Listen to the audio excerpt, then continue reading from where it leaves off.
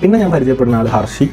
ഇപ്പം ഹർഷിയാണ് ഈ അൺഓതറൈസ്ഡ് ആയിട്ടുള്ള വേർഡ്സ് ഒക്കെ കൊണ്ടുവരാം, ഈ ഗൺഫേർട്ട് സാധനങ്ങളൊക്കെ. അന്ന് ഹർഷി പുതിയ കാർ വാങ്ങി.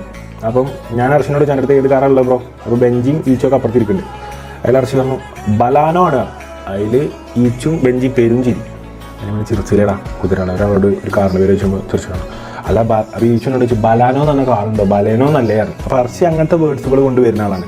7up, Miranda, അങ്ങനത്തെയാണ് ഹർഷിൻ്റെ. അങ്ങനത്തെ അൺഓതറൈസ്ഡ് ആയിട്ടുള്ള വാക്കുകളാണ് ഹർഷി. കമ്പനി പോലും അറിയാത്ത വാക്കുകളാണ് ഹർഷി ഓരോ കമ്പനിക്ക് പേരിടല്.